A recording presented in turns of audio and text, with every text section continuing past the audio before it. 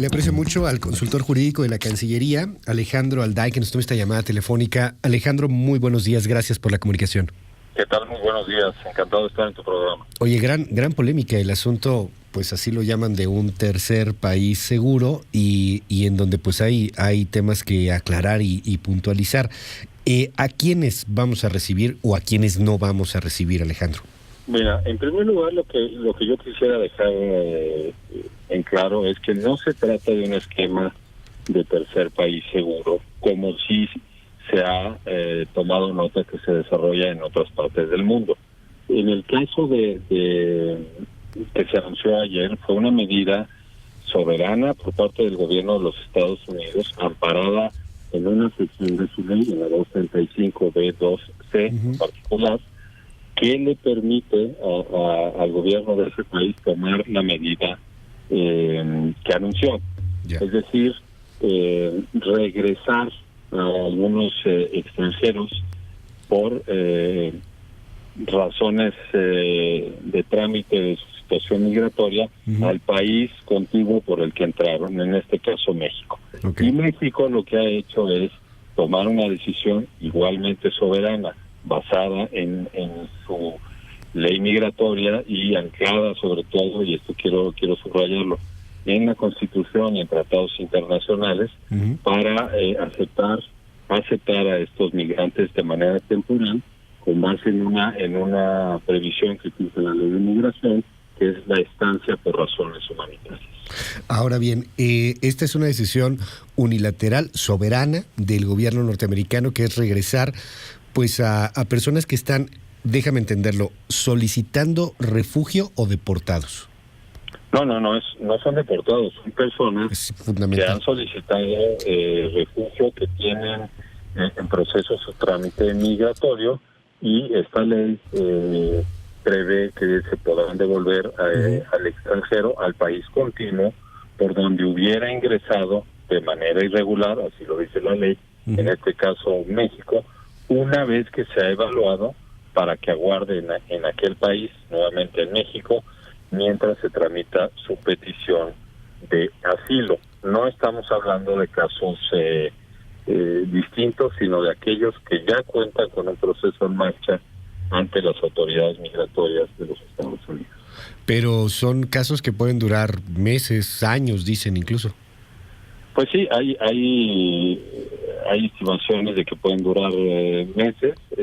Por eso también nosotros hemos sido muy claros en que la estancia en México será temporal, por razones humanitarias, pero temporal, y con base en la figura que prevé la ley de migración, pueden tener mientras tanto la posibilidad de entradas y salidas múltiples del territorio nacional. Esto es, van a poder acudir a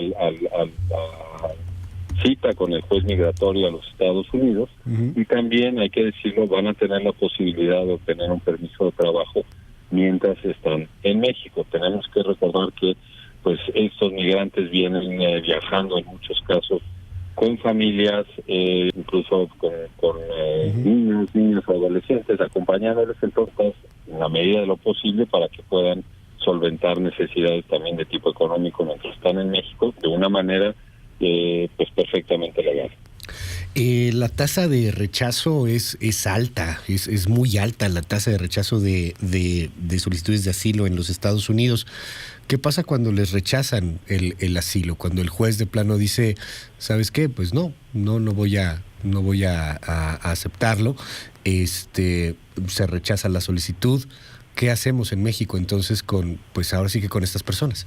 Bueno, aquí hay que ver dos ángulos. Desde el punto de vista de los Estados Unidos, conforme a su propia legislación y sus compromisos internacionales con base en derecho internacional, ellos no podrían devolver directamente al país del cual vienen pues huyendo, si se puede llamar así, porque hay un principio, el principio de no devolución, que establece que no se les puede volver a poner en la situación de riesgo alto sobre del cual vienen huyendo. En el caso de México, las personas migrantes que tienen el trámite en marcha en Estados Unidos, solicitud de asilo, Sí. Al regresar, quizá por un rechazo, pues podrían, estando en México, solicitar la condición de refugiado. Esta es una posibilidad que otorga la ley, pero es una decisión también individual de los migrantes que podrán ejercer. O sea, digamos que si ya de plano los se rechaza ya, pues todavía tienen la posibilidad de que sea aquí. Y entendemos las razones humanitarias y nadie quiere hacer eco de voces, Alejandro, pues xenófobas y de discursos de odio, pero tampoco podemos tapar una realidad. Es muy cierto que en Tijuana pues ya comienza a haber manifestaciones, en Chiapas hay manifestaciones contra los migrantes y comienza a haber un sentimiento xenófobo, particularmente porque dicen no es algo tampoco tan sencillo. Llegan a una zona, pongamos el ejemplo de Tijuana, y hay que dar pues muchas condiciones para que todos pues puedan estar en una sana convivencia. ¿Qué nos dices al respecto del tema desde esta perspectiva? Entiendo que el lunes vendrán pues más informaciones, lo tendrán que platicar con distintos sectores, pero sí hay ahí un asunto de riesgo en los discursos de odio.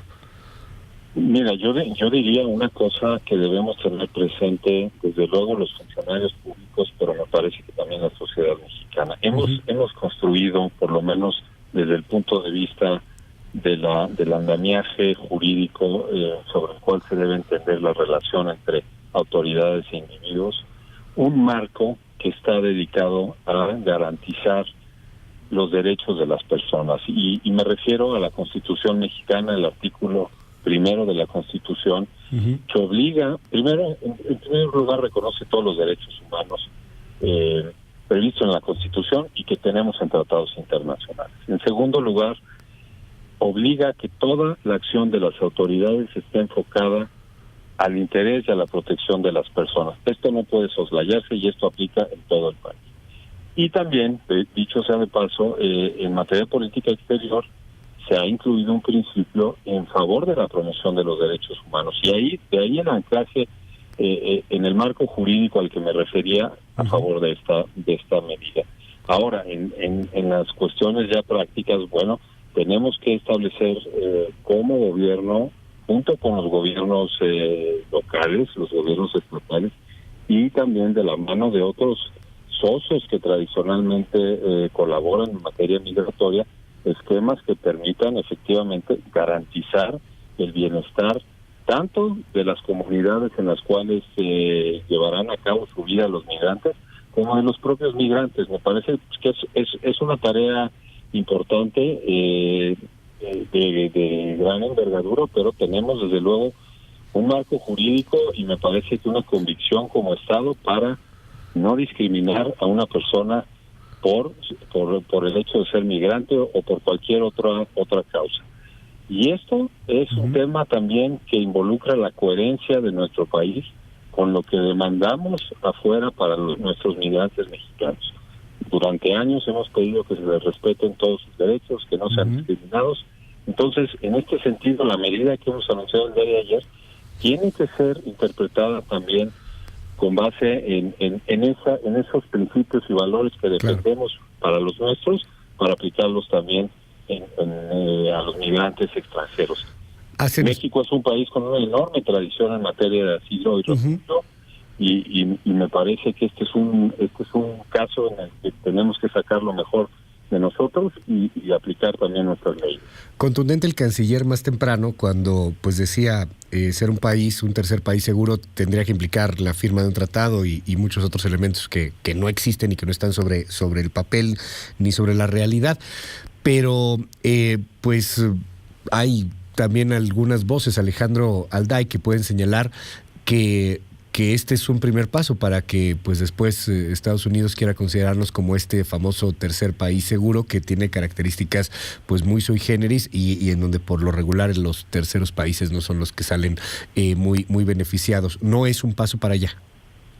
No, yo creo que esto claramente es diferente a lo de un tercer país seguro, en primer lugar porque no, efectivamente, como lo ha señalado el señor secretario, no hay un acuerdo, un instrumento internacional que nos vincule de esa manera. En segundo lugar, esto es bien importante señalarlo, si estuviéramos bajo un esquema de tercer país seguro, los migrantes tendrían forzosamente que pedir el asilo en México.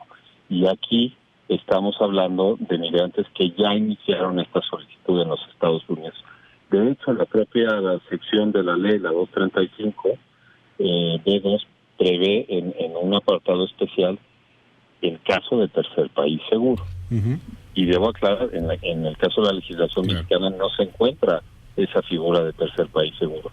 En otros países, como en Canadá, uh-huh, que ha celebrado un acuerdo de tercer país seguro con Estados Unidos, pues ha sido más fácil porque ambos países prevén la figura y han podido proceder en consecuencia. Para nosotros sería